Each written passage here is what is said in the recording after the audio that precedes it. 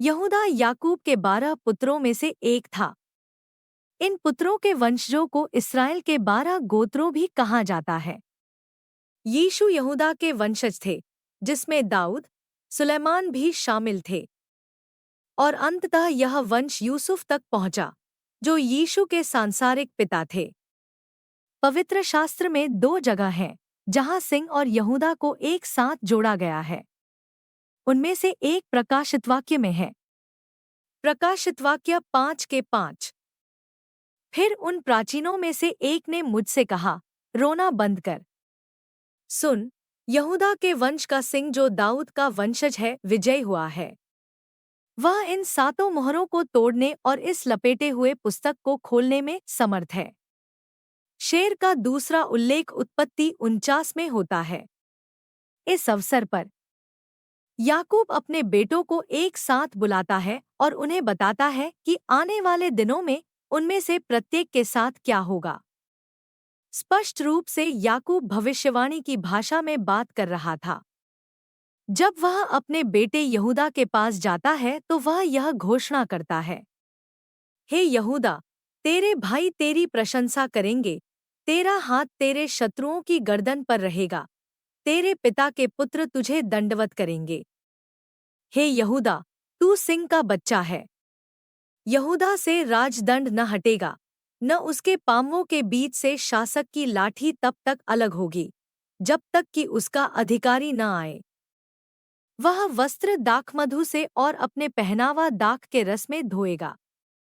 मैं यहाँ आखिरी आशीर्वाद पहले लाना चाहती हूँ, क्योंकि वे भविष्यवाणी पूरी हो चुकी है।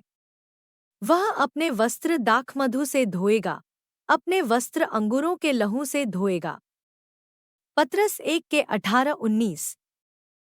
क्योंकि तुम जानते हो कि जो निकम्मा चालचलन बापदादों से तुम्हें मिला है, उससे तुम्हारा छुटकारा चांदी सोने अर्थात नाशवान वस्तुओं के द्वारा नहीं हुआ, पर निर्दोष और निष्कलंक मेमने, जो मसीह के बहुमूल्य लोहू है, के द्वारा हुआ है।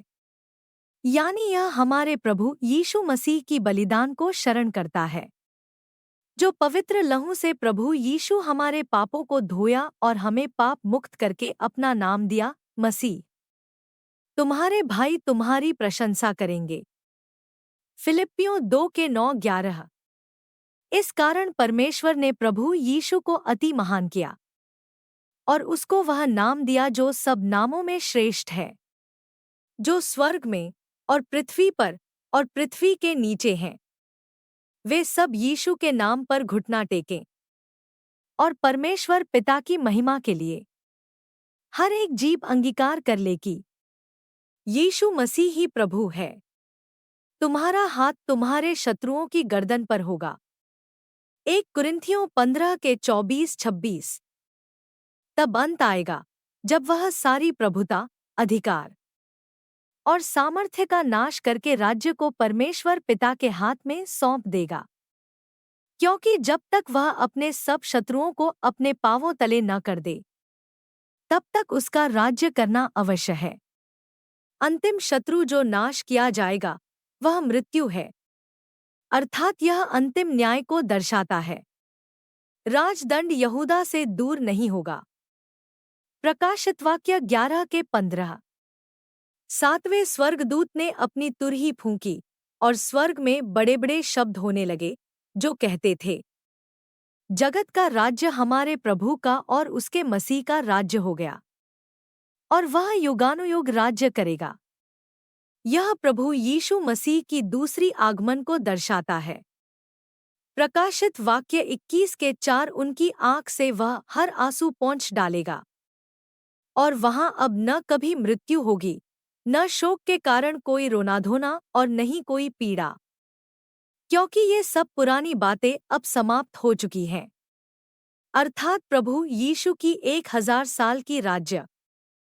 वर्तमान परिस्थिति को देखकर लगता है भविष्यवाणी चीख चीख कर गहाई दे रही है प्रभु यीशु मसीह की दूसरा आगमन को।